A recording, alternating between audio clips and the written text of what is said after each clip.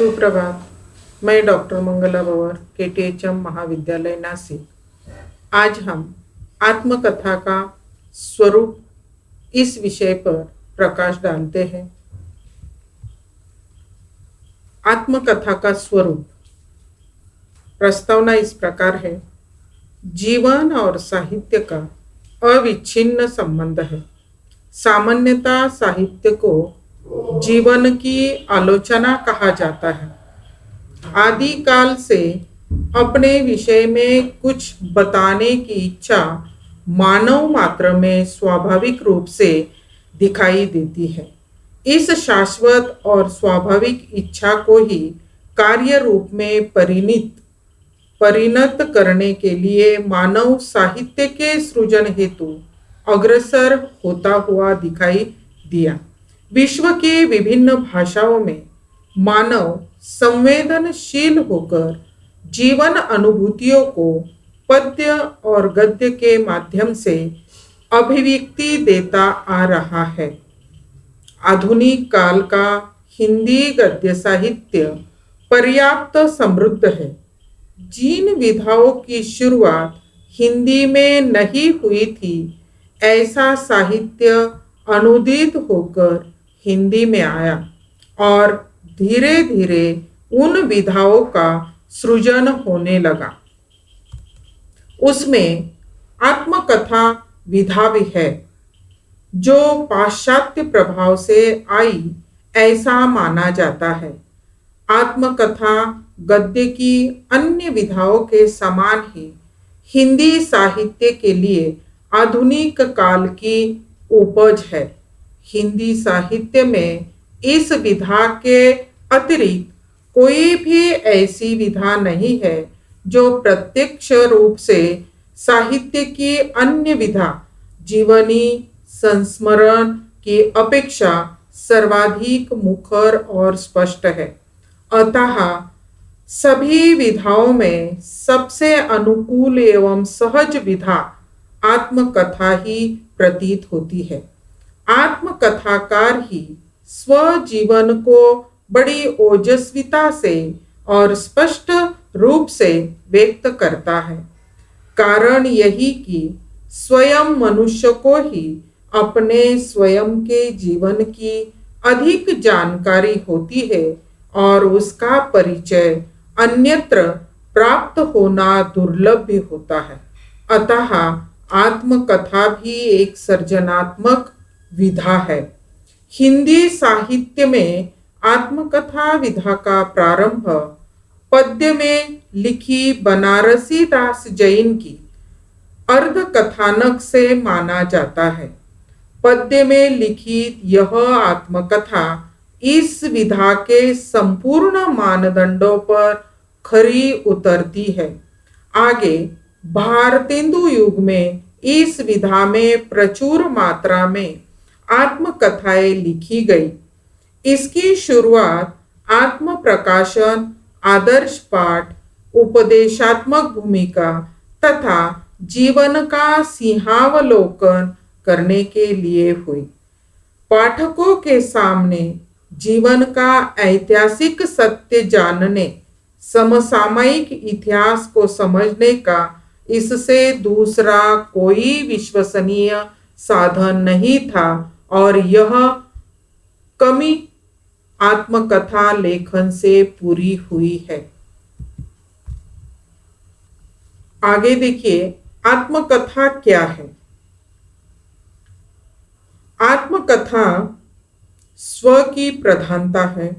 आत्मकथा विधा के पर्यायवाची कई नाम या विकल्प मिलते हैं, किंतु आत्मकथा संज्ञा को परिभाषित करने से पहले इस शब्द की उत्पत्ति एवं उसके अर्थ को जान लेना हमें आवश्यक है। आत्म शब्द आत्मन शब्द से उत्पन्न हुआ है। इसका अर्थ स्वयं है, तो आत्मकथा शब्द आत्म और कथा से मिलकर बना है। आत्म शब्द का शब्दकोशीय अर्थ अपना, निजी, स्वकीय है तथा कथा का अर्थ किस्सा, कहानी, वार्ता, चर्चा, उपन्यास, झगड़ा, वाद विवाद है। इस प्रकार आत्मकथा शब्द का अर्थ अपनी कथा, निजी चर्चा अथवा स्वकीय वार्ता ठहरता है। वास्तव में आत्मकथा के अंतर्गत वैयक्तिक जीवन का प्रकाशन होता है, अर्थात जिए भोगे जीवन का सत्य जो स्वयं का होने के कारण बिल्कुल निजी, अपना और स्वकीय है। आत्मकथा, आत्मकथन, आत्मचरित इन शब्दों का सामान्यता अर्थ समान ही लिया जाता है। अंग्रेजी के ऑटोबायोग्राफी को ही हिंदी में आत्मकथा या आत्मवृत्त कहा जाता है। अंग्रेजी में ऑटोबायोग्राफी का पहला प्रयोग सन 1796 में जर्मनी में हर्डर ने किया था। फिर यह ब्रिटेन पहुंचा, जहां सर्वप्रथम रॉबर्ट साउथ ने इसका प्रयोग सन 1809 में किया। तब तक आत्मजीवनी, सेल्फ बायोग्राफी कहा जाता था। आधुनिक हिंदी शब्दकोश में आत्मकथा शब्द स्त्रीलिंगी संज्ञा में दिया गया है तथा उसका अर्थ स्वयं द्वारा लिखा गया जीवन चरित्र, जीवनी, आपबीती, आत्मकहानी आदि विकल्प स्वरूप लिया गया है। आत्मकथा विषय लक्षण मुख्यतः लेखक, उसका जीवन तथा उसका कथ्य आदि पर ही आधारित है। अभी आगे हम देखते हैं आत्मकथा शब्द का अर्थ।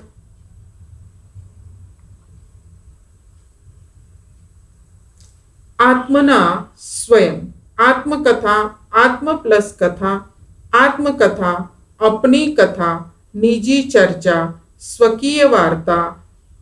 अंग्रेजी autobiography 1796 German Herder, 1809 Britain Robert साउथे।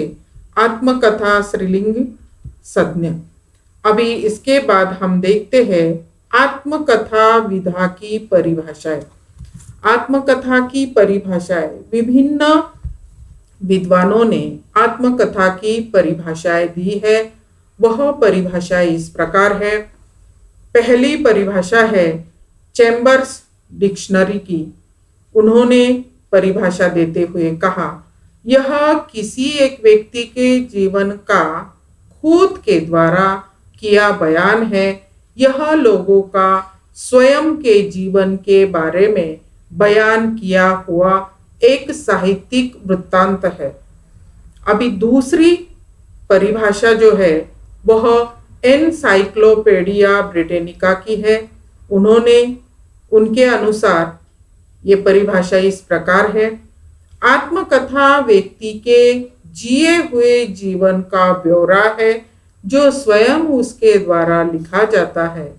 इन सबसे ऊपर उसके अंतर्निहित सिद्धांत स्वयं की सुरक्षा होनी चाहिए। अभी तीसरी परिभाषा है जेटी शिपले की।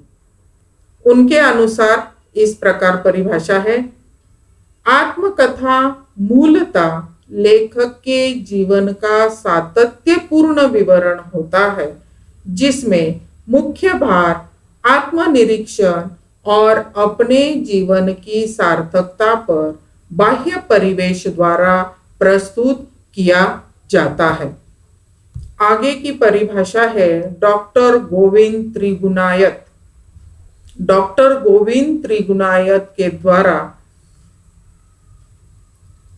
यह परिभाषा दी गई है, आत्मकथा लेखक की दुर्बलताओं, सबलताओं आदि का वह संतुलित और व्यवस्थित चित्र है जो उसके संपूर्ण व्यक्तित्व के निष्पक्ष उद्घाटन में समर्थ होता है।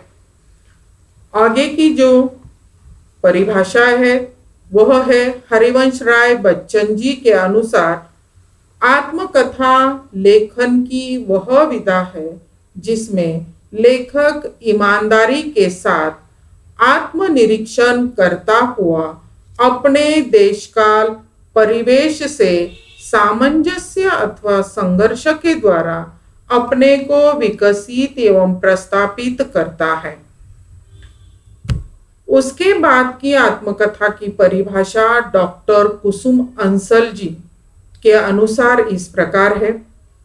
आत्मकथा लिखना अपने अस्तित्व के प्रति कर्ज चुकाने जैसी प्रक्रिया या संसार चक्र में फंसे अपने अस्तित्व के डोर को उधेड़ लेने का साहित्यिक प्रयास है।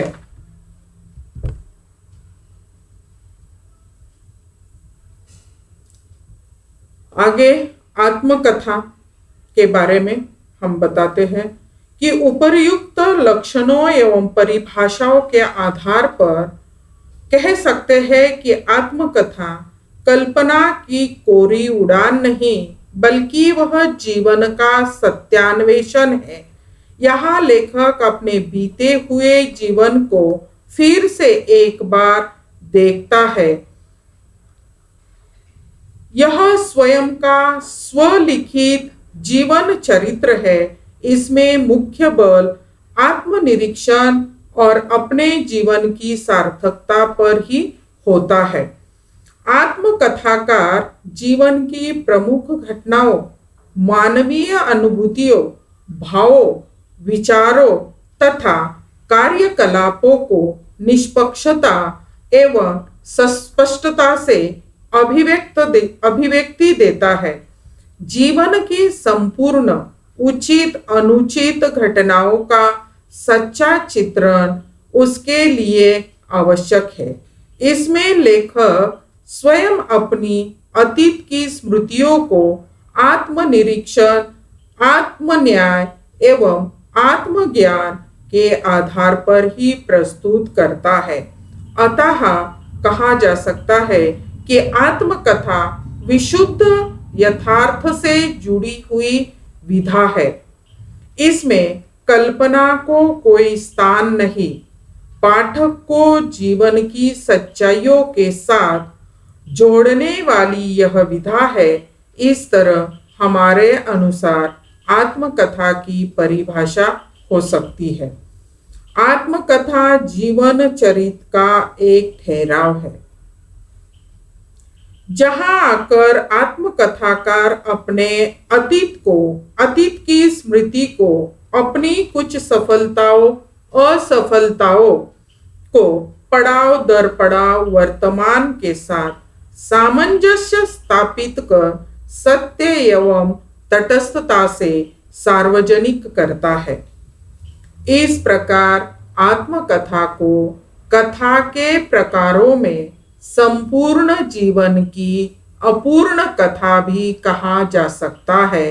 इसका कारण यह है कि कोई भी व्यक्ति अपनी मृत्यु के पश्चात तो अपनी जीवन कथा लिख नहीं सकता और जीवित रहकर लिखते हुए जीवन का कुछ अंश तो शेष रह ही जाता है, जिसके फलस्वरूप आत्मकथा अन्य किसी कथा साहित्य की तरह सुनियोजित अंत के माध्यम से उपलब्ध नहीं होती। यह विधा किसी के संपूर्ण जीवन को समझने के लिए अपूर्ण ही कही जाएगी।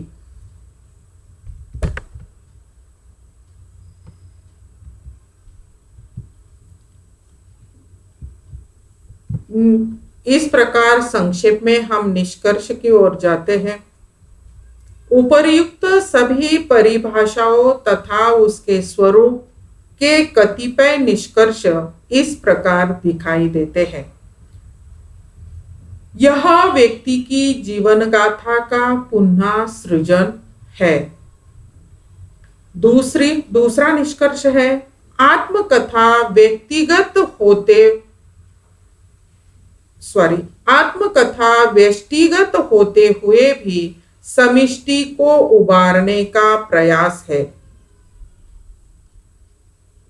तीसरा है व्यक्तित्व विवेचन विश्लेषण पूर्णता हो जाने के कारण इससे समष्टि के लाभ की बात की जाती है, अर्थात ऐसा जीवन प्रस्तुत होना चाहिए कि जिसका कार्य एवं जीवन आदर्शप्रद हो।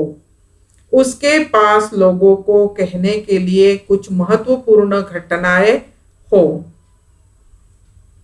उसके बाद स्व की दुर्बलता सबलता के साथ संतुलित व्यक्तित्व निर्माण विकास की प्रक्रिया निष्पक्ष उद्घाटन आत्मकथा की आवश्यक शर्त है।